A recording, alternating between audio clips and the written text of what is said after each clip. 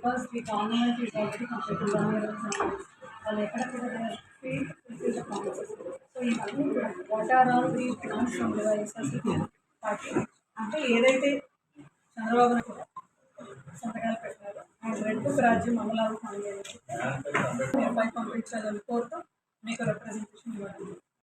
ఆంధ్రప్రదేశ్ రాష్ట్ర వ్యాప్తంగా మన పార్టీ అధ్యక్షుడు మాజీ ముఖ్యమంత్రి వర్యులు జగన్మోహన్ రెడ్డి గారి ఆదేశం మేరకు వెన్నుపోటు దినం అనేది ఈ కూటమి ప్రభుత్వం ఏదైతే మాట చెప్పి గద్దెనెక్కినారో ఏ ఒక్క హామీని కూడా వీళ్ళు పరిపూర్ణంగా ఎక్కడ కూడా అమలు చేయకుండా కేవలం 1 year గవర్నెన్స్ లో వెన్నుపోటు పొడిచిన ఈ ప్రభుత్వాన్ని ధిక్కరిస్తూ ప్రతి నియోజకవర్గంలో కూడా ఈ రోజు ర్యాలీ చేయడం జరిగింది. పెనుగొండ నియోజకవర్గంలో అయితే ప్రజలందరూ కూడా స్వచ్ఛందంగా వచ్చి ఎక్కడ నా 15,000 ఎక్కడ నాకు 15,000 ఎక్కడ మా అమ్మఒడి అని ఈరోజు అడుగుతున్నారు. బీసీలందరూ కూడా ఈరోజు మా పెన్షన్ ఎక్కడ, స్వయాన బీసీ శాఖ మంత్రి ఉన్నా కూడా ఈ రోజుకు కూడా డేట్ చెప్పకుండా ఉన్న మంత్రి మనకుంది ఇక్కడ అనేది చాలా మంది బాధపడుతున్నారు. సవితమ్మ పైన నిరుద్యోగ భృతి ఇస్తామన్నారు, ఎక్కడ మీ నిరుద్యోగ భృతి అని అడుగుతున్నాం. ఈరోజు యువతలందరూ కూడా తల్లాడుతున్నారు. అయితే కూడా కూటమి ప్రభుత్వం మీరు ఎక్కడ కూడా స్పందించడం లేదు. కేవలం అమరావతి డెవలప్మెంట్లో మాత్రమే మీ దృష్టి ఉంది. జగన్మోహన్ రెడ్డి గారు అయితే సంక్షేమ సామ్రాట్, సంక్షేమము అభివృద్ధి రెండు కూడా బ్యాలెన్స్ చేసిన వ్యక్తి జగన్మోహన్ రెడ్డి గారు. ఈ రోజు మీరు ఆంధ్రప్రదేశ్ రాష్ట్రంలో ఏదో ఒక గ్రామంలో ఒక రోడ్డు ఇటు పక్క ఒక రోడ్ వేసి మీరు అభివృద్ధి అంటున్నారు. నో, ఇది కాదు డెవలప్మెంట్. ప్రతి ఒక్క పంచాయతీకి పోయి మా సెక్రటరీ చూడండి, అది ఒక డెవలప్మెంట్. అంటే మా రైతు భరోసా కేంద్రం చూడండి, అది డెవలప్మెంట్. అదేవిధంగా వైఎస్ఆర్ క్లినిక్ చూడండి, అది మా డెవలప్మెంట్. ఈరోజు పెనుకొండ నియోజకవర్గంలో జగన్మోహన్ రెడ్డి గారు కోట్లు ఖర్చు పెట్టి మెడికల్ కాలేజ్ హాస్పిటల్ నిర్మించినా కూడా ఈరోజు ఆ ఒక్క హాస్పిటల్ని ప్రైవేటైజేషన్ చేస్తున్నారు. దాన్ని ఆపే దాంట్లో సవితమ్మ పూర్తిగా విఫలమైంది.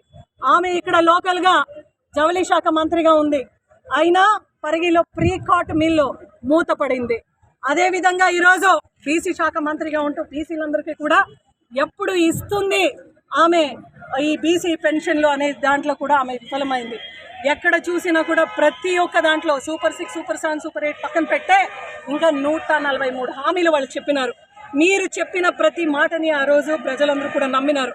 మా జగన్మోహన్ రెడ్డి గారు ఎక్సలెంట్ గవర్నెన్స్ చేసినారు. అయితే ఆయన ఎక్కడ కూడా అబద్ధం చెప్పలేకపోయినారు. ఆ రోజు మీరు అబద్ధం చెప్పినారు.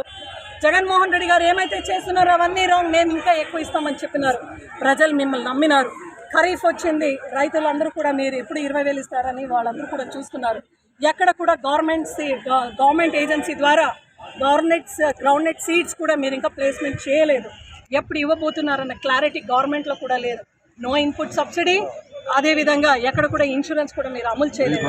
ఈ యొక్క రాష్ట్రంలో కమిషన్ ఏజెంట్స్ దళారులు అందరూ కూడా బాగా ముందుకు వస్తున్నారు. రైతుల పరిస్థితి అధోగతిగా ఉంది. ఇంకా మీ అజెండా ఎవరైనా గొంతెత్తి మాట్లాడితే రెడ్ బుక్ అజెండాని మీరు తీసుకొని వస్తున్నారు. మీరు ఎంతమంది జైల్లో వేసినా, ఎంతమంది సోషల్ యాక్టివిస్ట్ని లోపల పెట్టినా, సోషల్ మీడియా వాళ్ళపైన కేసు బనాయించినా, మీరు పెట్టే ప్రతి కేసుల పైన కూడా మా ఆత్మవిశ్వాసం ఇంకా గెలుపు పైన జగన్మోహన్ రెడ్డి గారిని ముఖ్యమంత్రిగా చేసుకునాలే దానిపైననే మా అడుగు వెళ్తుంది. అదేవిధంగా ఈ సత్యసాయి జిల్లాలో కూడా పొలిటికల్ మర్డర్ కూడా మనము విట్నెస్ చేసినాం. అదే జగన్మోహన్ రెడ్డి గారి హయాంలో ఎక్కడ కూడా పొలిటికల్ మర్డర్స్ లేవు, పొలిటికల్ కాన్స్పిరెన్సీ లేదు. నా పార్టీల అతీతంగా కులాలకు అతీతంగా ప్రతి ఒక్కరికి కూడా సంక్షేమ పథకాలు ఇచ్చినారు జగన్మోహన్ రెడ్డి గారు. కాబట్టి ఈరోజు మేము